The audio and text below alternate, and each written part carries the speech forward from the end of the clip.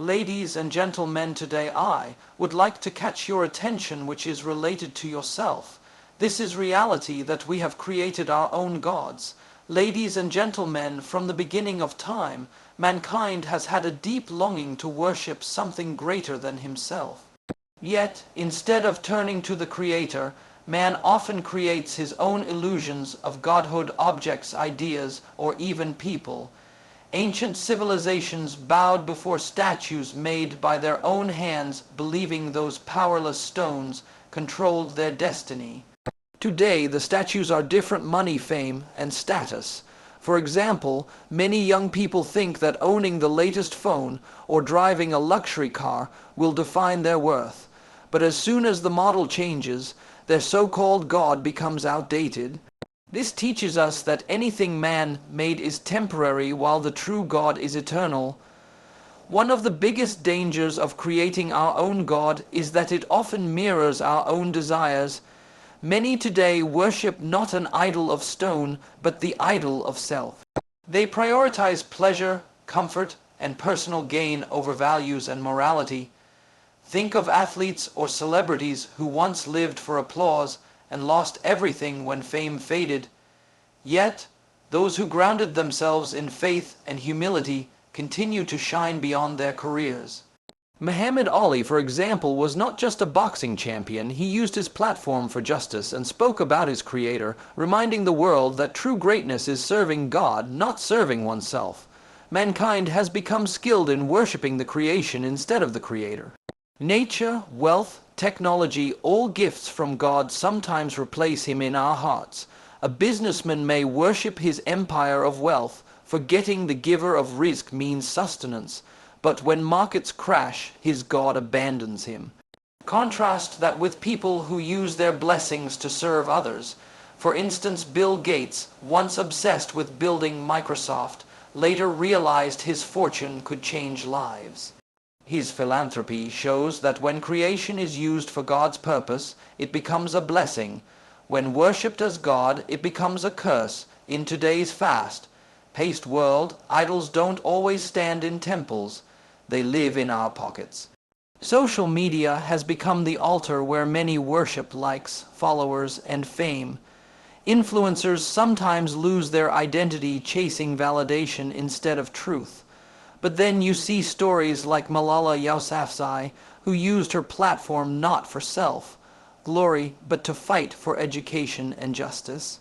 Her success shows us that if you resist false gods and stand with the true God, your influence can bring hope to millions. Look around, people bow before power, wealth, and fame. Politicians cling to authority, businessmen chase billions, and celebrities live for attention. Yet history proves these idols always betray. Pharaohs once claimed divinity, but today they lie powerless in museums. On the other hand, those who surrendered to the true God are remembered with honor. Think of Abdul Sattar Edhai, who had no wealth or power, but served humanity with sincerity.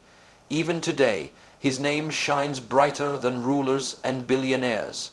True greatness lies in serving God, not in serving idols of power or fame. Perhaps the most dangerous idol is the human ego. When man starts believing I am enough, I am God, destruction follows. History gives countless warnings, like Hitler, who saw himself above morality, leading millions to death. But on the other hand, humility brings true strength.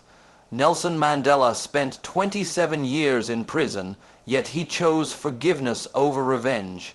He didn't let ego rule his heart. He let God's justice guide him. His legacy shows us, when ego is destroyed, humanity thrives. In our modern world, technology and science often become the new gods. We trust them blindly, thinking they will save us. While they are powerful tools, they are still creations, not creators. For example, AI and digital systems have transformed our lives, but they can't give us inner peace. A person may have all the gadgets yet still feel empty at night. Compare that to a farmer who may own little but bows before God, in prayer finding joy in simplicity. The lesson Use technology, but don't worship it. The creator of the universe is far greater than the creations of man. When man creates his own God, he forgets his original purpose to worship the one who created him. Life becomes meaningless when we live without divine direction. A person may climb the corporate ladder, achieve fame, or gather wealth, yet still ask, "Why am I not happy?" The answer is simple. We were not made to worship money, fame, or ego. We were made to worship God. Real joy comes when we live aligned with that purpose. For example, many successful people only found peace after reconnecting with their faith, proof that the heart is restless until it remembers its Lord. Every false god eventually fails its worshippers. Wealth disappears, beauty fades, fame dies, and power slips away. We see it in celebrities who lived like gods in the public eye, but ended in despair. Robin Williams, a man who made the world laugh, struggled with inner pain because worldly idols could not heal his heart. The consequence of worshipping false gods is emptiness, but those who cling to God, even in poverty or trials, find strength and hope. Prophet Job I.S., who lost everything yet remained steadfast, is a timeless reminder. The true God never abandons his servants. At the end of the journey, all roads lead back to the one true God. Man may create thousands of false gods, but none can give peace, forgiveness, or eternal life. Motivationally, this is liberating because it means you don't have to chase every idol the world throws at you. You only need to bow before one Creator.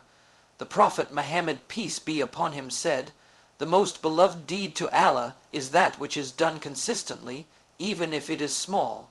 This shows us true worship is not about grand idols, but about sincere devotion.